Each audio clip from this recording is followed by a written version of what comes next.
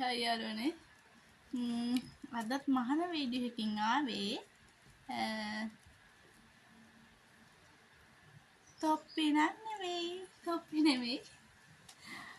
නෙමෙයි මහන්නේ මේ ඉතුරු වෙන රෙදි තියෙනවා. දැන් මේ තොප්පි මහලි ඉතුරු වෙන රෙදි තියෙනවානේ. ඒවට විහික්කන්නේ නැතුව ඒකේ ඩිසයින් එකක් දාලා කොට්ටුවල මහන්න පුළුවන්.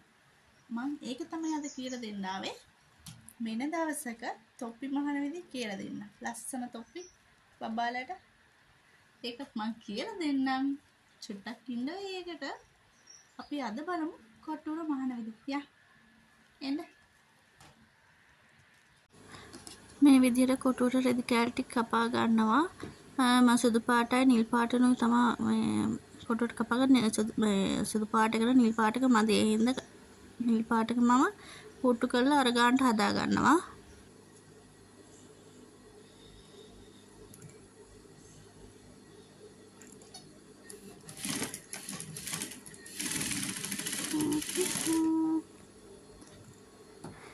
බොබින් එකේ නූල් ඉවරයි. බලන්නකෝ. ඒකත් අපි බොබින් එකට නූල් තවාගෙන මහගමු.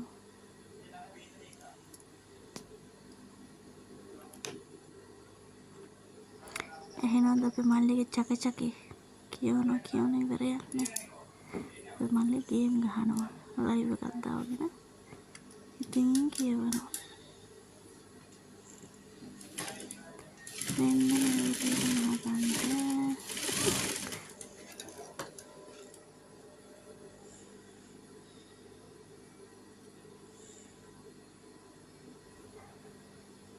පොලිමට මම මහගෙන යනවා. බලන්නකෝ ඔයාලා.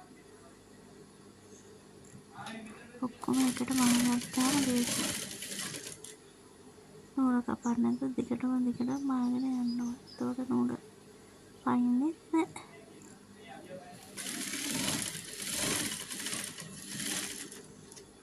මේක දැන් මම අනිත් පැත්ත ගහලා මහ ගන්නවා. ඒතකොට ටිකක් අර ලස්සනට තියෙනවනේ.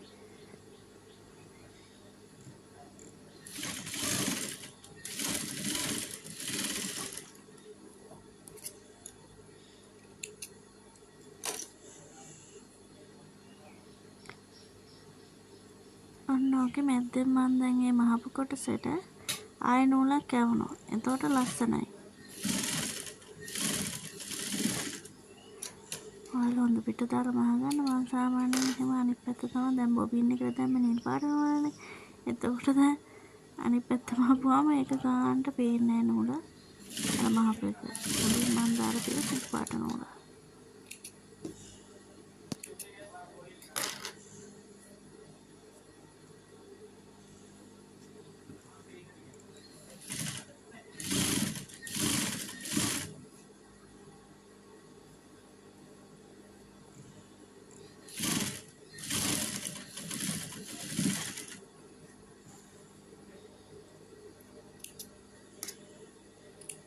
ඔයාලගෙත් අයින් කරන රෙදි කෑලි, ඒ කියන්නේ මොකක් හරි දැන් අපි අඳුම් මහලා ඉතුරු වෙන කෑලි එහෙම අරගෙන මේ කොටුවට මහලා කොටුවට මහ ගන්න පුළුවන්. ඉතින් ලස්සන ඩිසයින් දාලා මේ එක ඩිසයින් එක තව කොටුවට වලට තව ඩිසයින් දාන්න පුළුවන්.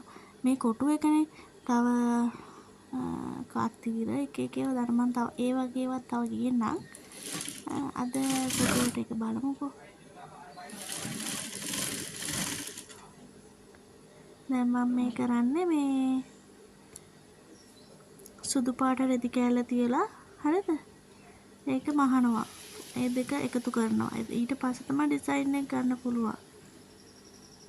ඔන්න බලන්න. ඔන්න ඩිසයින් එක ගන්න විදිහ ඊට පස්සේ එකම විදියට නැතුව වටේටම පේන විදියට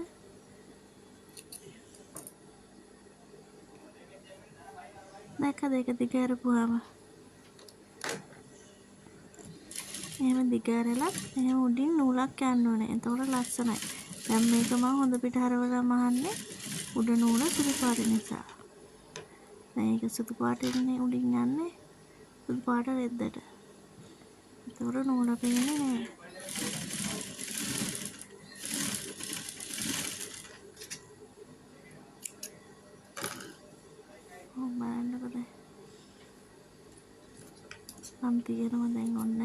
කෑල්ල තියලා මම ඔයාලට පෙන්නන්නේ ඒ ඩිසයින් එක තමයි ගන්න යන්නේ කියලා මම.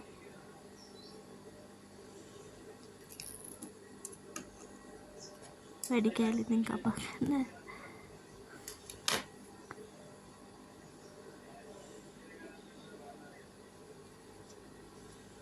ඒ දෙක පෝට්ටු කරලා අර විදිහට තමයි ඩිසයින් එක මම ගන්න හදන්නේ. එකම විදිහට නැතුව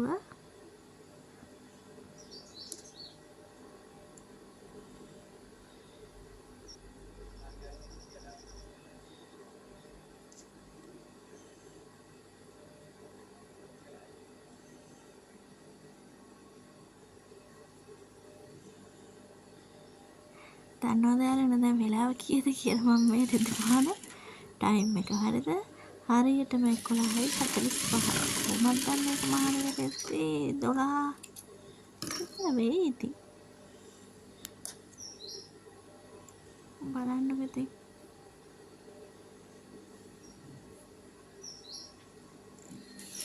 මේකේ උඩුනුත් ඒ විදිහටම යනවා.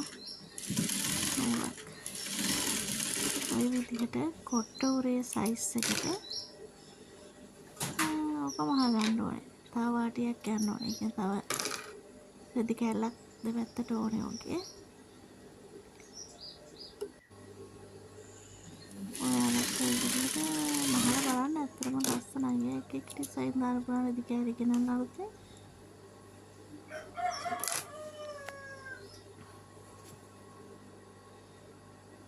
මං ඉතින් වොයිස් එක දෙන්නේ පස්සේනේ.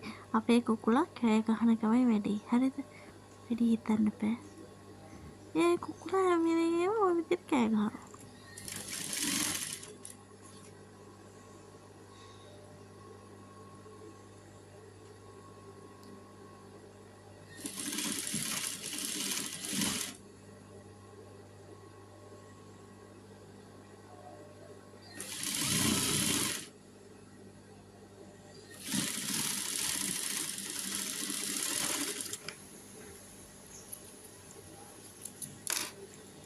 දැන් එක පැත්තක් මහල ඉවරයි.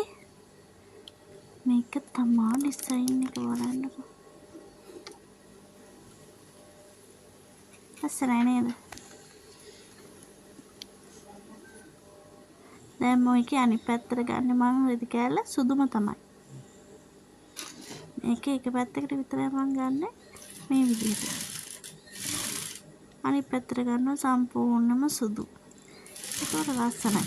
දැන් මේ කොට්ටුරේට කොට්ට පුළුන් නෙමෙයි දාන්නේ. මේක දැන් මං ඉතුරු වෙන මහාන රෙදි කෑලි ඔක්කොම චූටි චූටියට කපලා එහෙම රෙදි කොට්ටයක් තමයි හදන්නේ.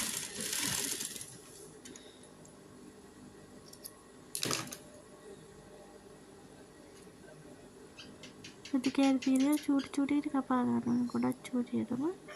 එතකොට මේකට දැම්මම ප්‍රශ්නයක් නැහැ. මේ වගේ චූටියට වටේ දැන් මම මේ නමන්නේ ගාන්ට ඒක අර මෙහෙන් කෑලි එළියට පැනලා තියෙනවා නම් ඒවා කපලා ගාන්ට හතරස් වෙපයි. ඔයාලා අයන් කරගන්න මම මේ අතින් අර කම්මැලිකමට ඇත්තටම නැගිටලා ආයෙ අයන් කරලා ඇවිල්ලා ආයෙ ඉඳ ගන්න කම්මැලිකමට දැන් මම අතින් හදලා තමයි කපලා මහන්නේ.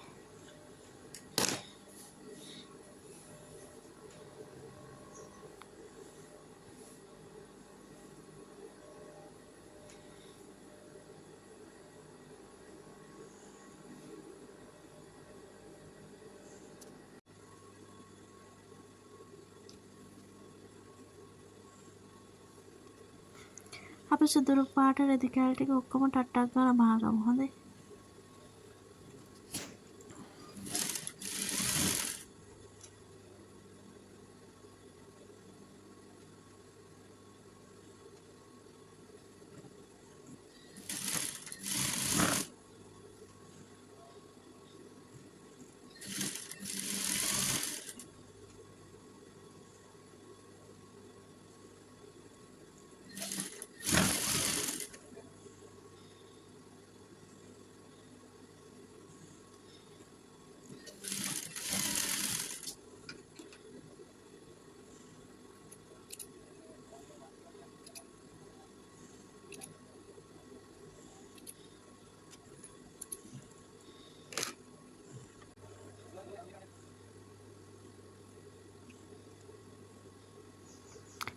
මේ ඔක්කොම ටික එකතු කරලා දැන් මම මහගෙන යනවා සුදු පාට රෙදි කෑල්ල අවශ්‍ය ප්‍රමාණයට අරකේ ගානටම ගත්තාම ලේසි. ඒකෙත් අර විදියට මම උඩින් නූලක් යනවා. එතකොට ලස්සනයි. මම තියලා බලන්න ඒක ගාන ඇතිද තව ඕනේද කොටස් කියලා. ඇත්තටම තව චුට්ටක් ඕනේ ඒකට. ඊට පස්සේ මම අර මහගත්ත එක අනිත් පැත්තට තියලා ඒක කොහොමද බැලන්ස් කරා.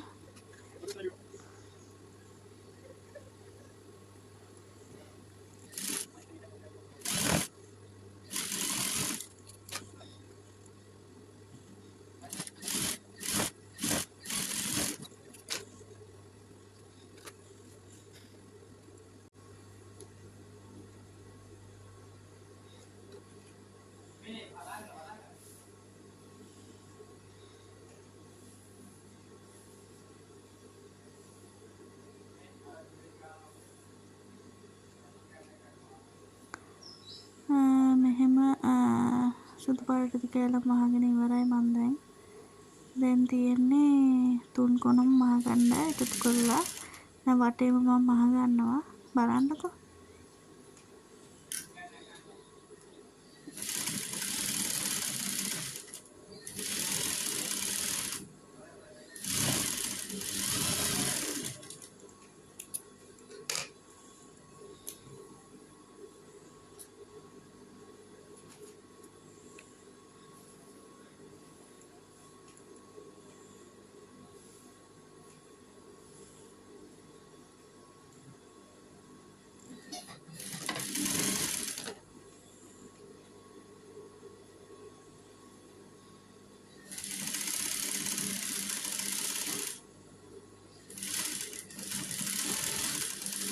වටේටම මහගෙන මම ඊට පස්සේ කටට මේ වාටියකුත් යවනවා මම මේකේ.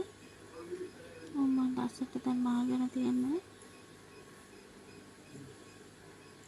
වටේටම තව චුට්ටයි.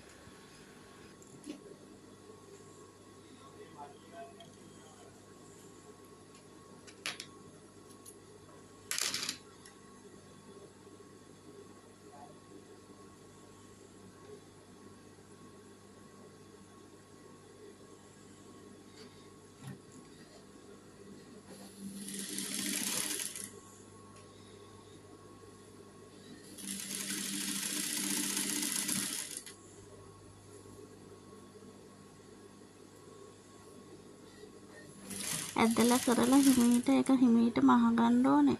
නැත්තම් එහෙම මේ එක පැත්තක් උස වෙනවා එක පැත්තක් කොට වෙනවා.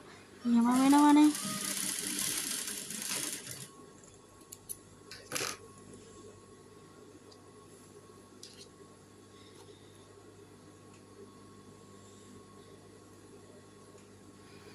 දැන් මේකේ කට වාටිය මහගන්න තමයි තියෙන්නේ.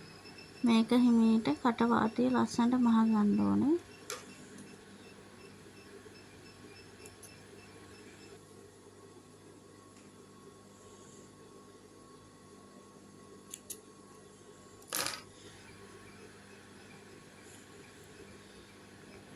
මේක මං කන පිට පැත්තට හරවලා නමලා තමයි මහන්න හදන්නේ.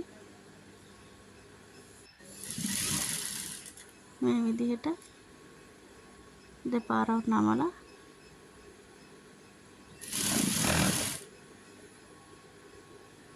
මහගන්න ඔයාලත් එහෙමයි.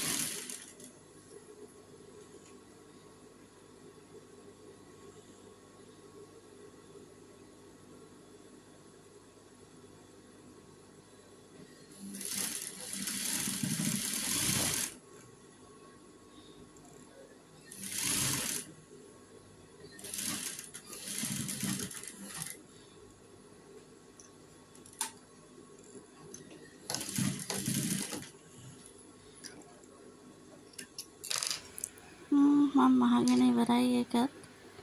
දැන් මේක හොඳ පිට හරවන්න ඕනේ. අර පුට් දෙක දෙපැත්තේ අර උල් දෙක වගේ එක පොඩ්ඩක් ඒක කතුරෙන් හරි පෑනකින් හරි මොකෙන් හරි ගස්සලා කන පිට පැත්තෙන් පොඩ්ඩක් මේව ගන්න. එතකොට ලස්සනට එනවා.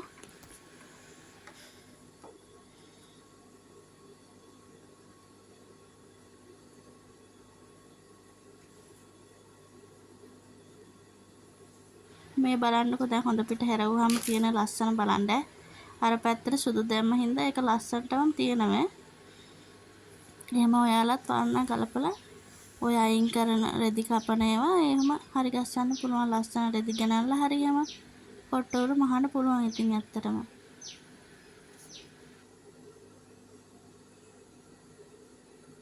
තවත් ඩිසයින් තියෙනවා මේ කොටුව එකනේ. ඊළඟ පාර තවත් ඩිසයින් එකකින් මං එන්නම්. හරිද? බලන්න ලස්සනයි නේද? එහෙනම් කිකිලෙන්න බුදු සරණයි ඔක්කොටම පරිස්සමෙන් ඉන්න. අමතක නොකර මට ලයික් එකකුත් දාන්න හොඳේ. බයි.